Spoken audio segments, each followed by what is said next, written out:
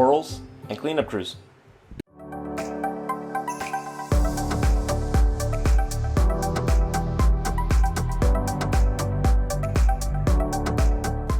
Let's start with coral basics. Corals are animals, they're not plants. They're sessile invertebrates. Sessile just means they stay in one place. They live in compact colonies of genetically identical polyps around a single mouth. Some corals can catch plankton and small fish using stinging tentacles, but most rely on the symbiotic relationship with zooxanthellae, which use photosynthesis to provide the corals with food. There are hundreds, if not thousands, of species of corals, and they have an indefinite lifespan, meaning we don't really know how long they can live. They come from the phylum Cnidaria, which is the same phylum of jellyfish and anemones, meaning that they have stinging tentacles they can use to catch their prey.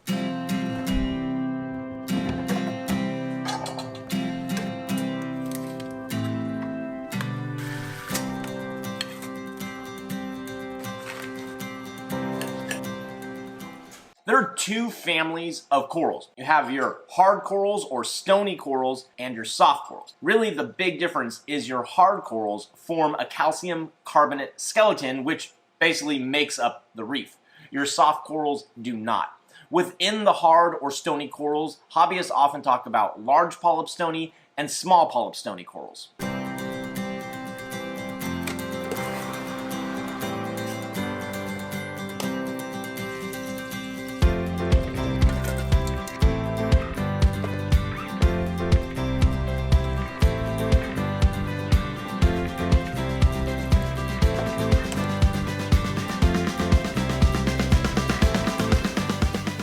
Ideal water parameters for corals, the number one most important thing is stability. Any big swings that happen suddenly can be hugely detrimental to the health of your coral. Specific gravity 1.023 to 1.026, temperature around 78 degrees, pH 8 to 8.3, calcium 4 to 450, alkalinity DKH 7.5 to 12, magnesium somewhere around 1300.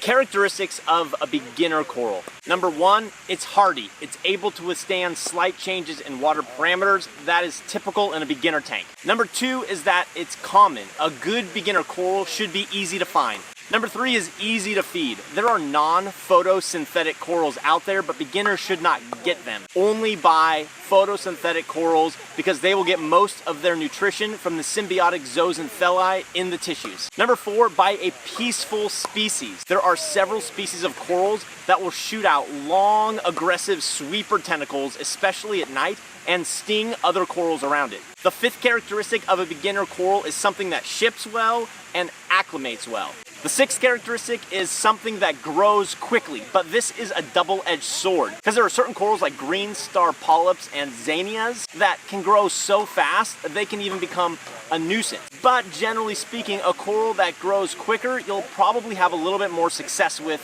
to start with. The seventh and final characteristic of a beginner coral is a coral that is not prone to disease or pests.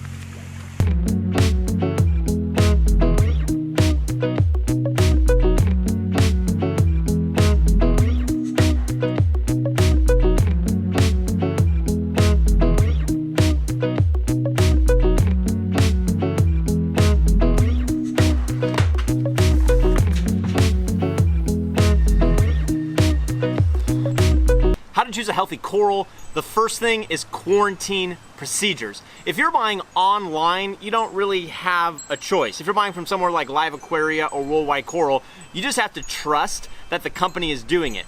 Choosing healthy coral. Number two, buy the coral from your local fish store and ask them if they can hold it for a couple weeks. Not all fish stores will do it, but the good ones will, and that way you can come back in 2 weeks. If it's still doing well, you probably got a decent coral. Number 3 is buying aquacultured whenever possible. There aren't a ton of aquacultured products out there right now, but if you can find an aquacultured coral, you're not pulling anything from the ocean. My 4th tip for choosing a healthy coral is to check for signs of stress, disease, and pests. Things like bleaching, a gaping mouth, having the tentacles completely in, not extended at all. If you notice vermitid scales, aptasia, bristleworms, these are all signs that it might not be the best coral to get.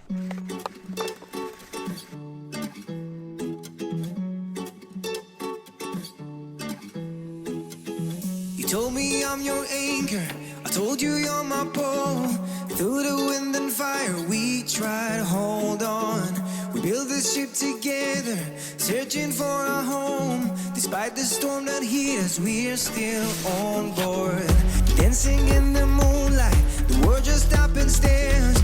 We got no destination, I'll take you anywhere. Tip number 1 when it comes to caring for your coral is drip acclimation and light acclimation. Just like with fish in the previous episode, you gotta drip acclimate, probably takes about an hour. Corals are really sensitive when it comes to light intensity, but corals do much better with too little light than too much light. So what you do is before adding your corals in, you turn the intensity of your lights down. And then over the span of 3 to 4 weeks, I'm going to increase the percentage 2-3% a day until I get back to my desired intensity. Number 2 is coral dips. There's a few products I like to use called Coral RX. Another product is Two Little Fishies Revive. You want to dip your corals for about 5 minutes, blasting them with some sort of turkey baster to remove a bunch of pests that are hiding inside and on your corals. Tip number 3 is quarantining your corals. Not only can your corals be carrying fish disease, not that they're infected with fish disease,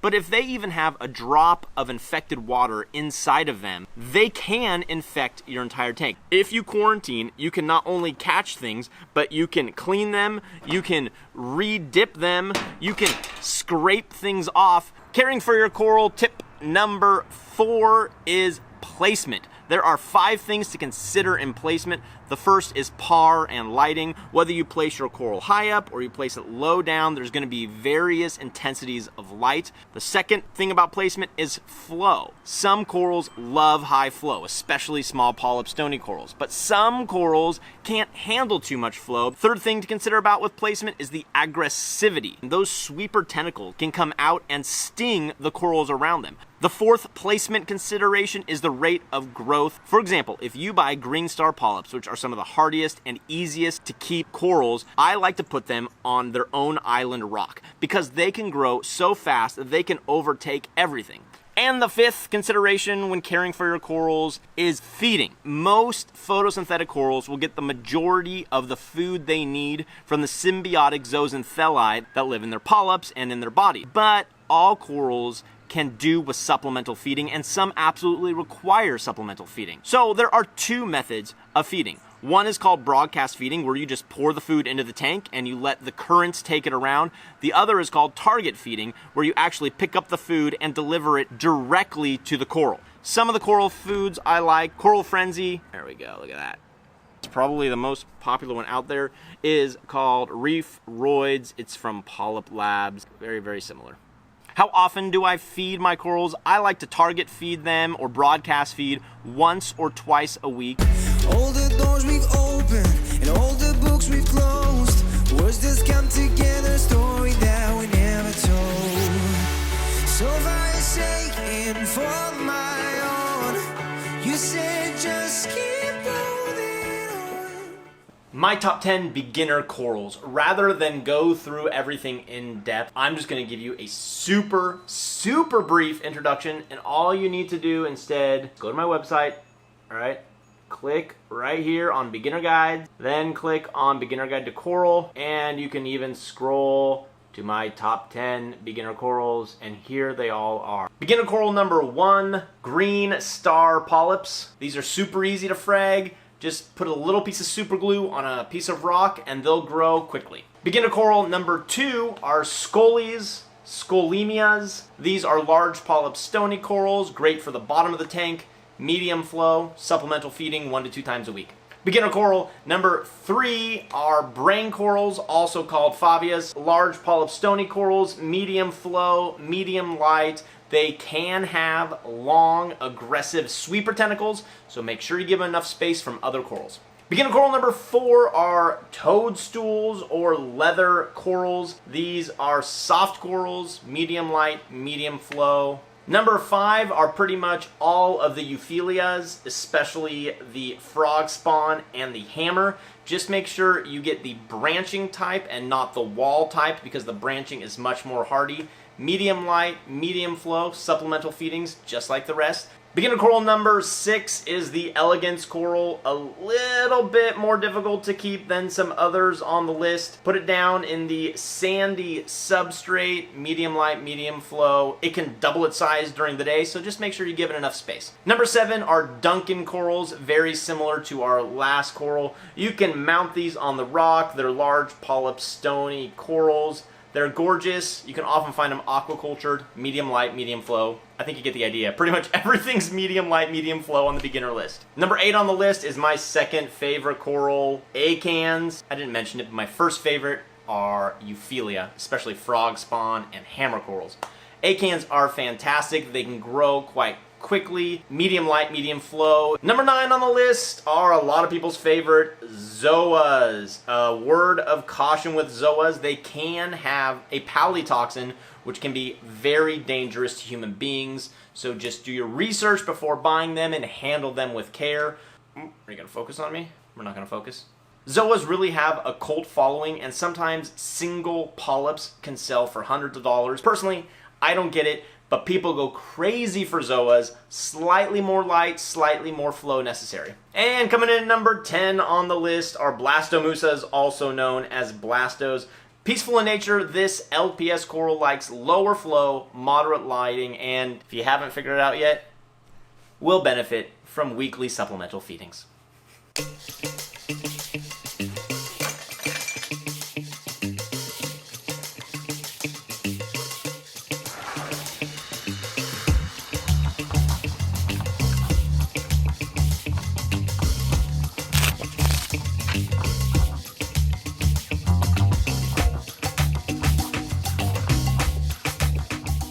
So what are my recommended coral products? First up is coral food. And again, you can buy almost all the stuff at Marine Depot. First up, Coral Frenzy. Then you got Polyp Lab, Reefroids, Felice Reef Coral Food, and also V2O New Visions Mini. Number 2 are coral feeders for target feeding. There's 2 of them I use. Why do I have 2? I don't know, I just do. The first is this Kent Sea Squirt, and the second one is the smaller one from V2O Foods. My third category of recommended products, acclimation tools. For coral dips, I got the Revive Coral Cleaner, Coral RX. Think your coral might have a bacterial infection, you can use this Blue Life antibacterial Coral RX as well. Of course, we got the innovative Marine AccuDrip, the OXO brush set, and the stainless steel turkey baster. My 5th category of recommended products are test kits, and there are 2 brands that I really like. The first I've used for over 5 years, Red Sea Reef Foundation Pro Test Kit. But if you want a little bit more expensive, but a lot more accurate, I recommend the Hanna calorimeters. I recommend the Hanna calorimeters. I have 2 of them. This one here is the alkalinity, and this one here is the calcium. For 2-part dosing, I use Brightwell Reef Code A and B. I use about a capful every single day in my 24-gallon mixed reef tank.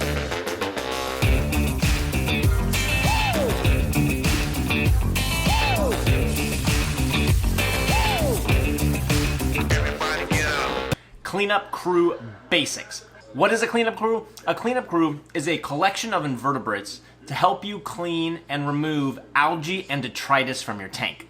What does a cleanup crew clean? It cleans algae, waste, food, dead livestock, and leftover detritus. Where does it clean? It cleans your sand bed, the glass, and it cleans your live rocks. How to choose a cleanup crew.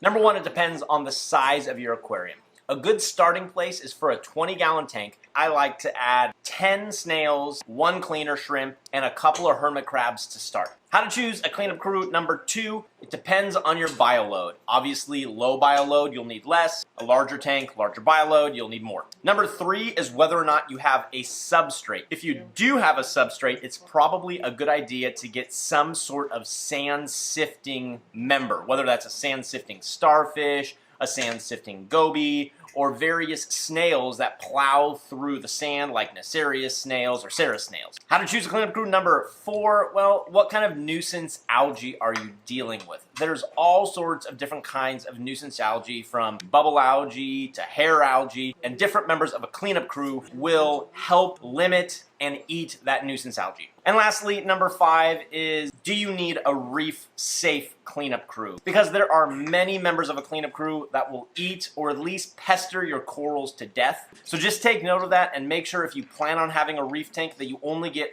reef-safe cleanup crew members.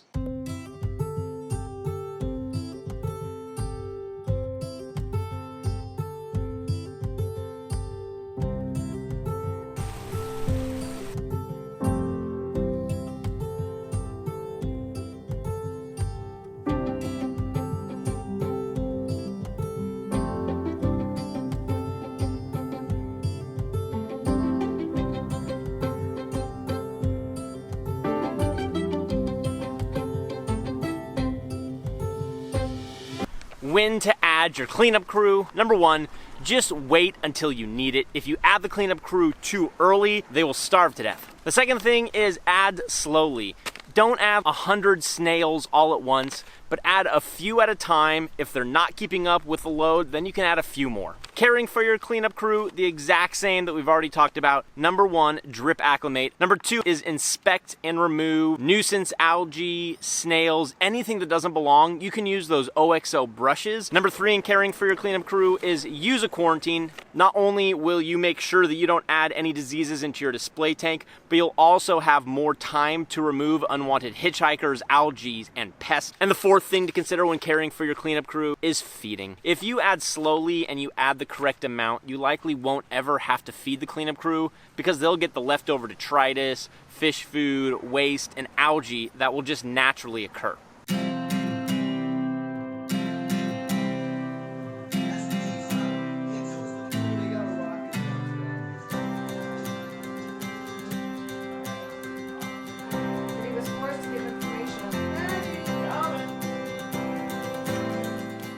Our cleanup crew recommendations. Number 1 are snails, both algae eating snails and carnivorous detritivore. Some of my favorite algae eating snails are turbo snails, trochus snails, astrea snails, and nerite snails, with trochus probably being my favorite because they can flip themselves back over when they end up on their back. For carnivorous snails, these are super awesome because they keep the sand bed aerated, and my 2 favorite are Nacerius and Ceres snails. My cleanup crew recommendation number 2 for crabs, blue or red-legged hermit crab or an emerald crab, but just be careful with an emerald crab because some of them do nip at your corals. Number 3 are shrimp. I like the skunk cleaner shrimp and the blood red fire shrimp. I do not like peppermint shrimp. They have almost always attacked my corals.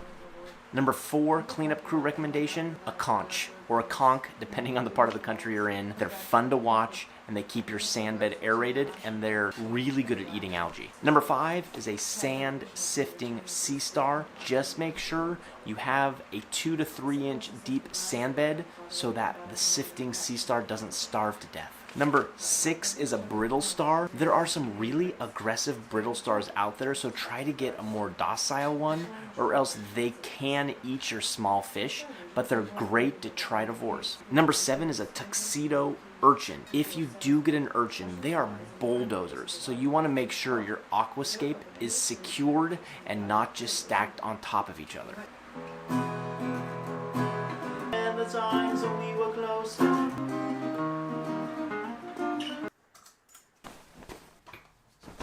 Man, that was such a long day, but we're finally done. Coming up next week in episode 7, lighting, heating, and circulation. The links to everything down below, the beginner's guide, all the products at Marine Depot. With that, happy reefing everybody. Have a good night. We'll see you next episode. Bye.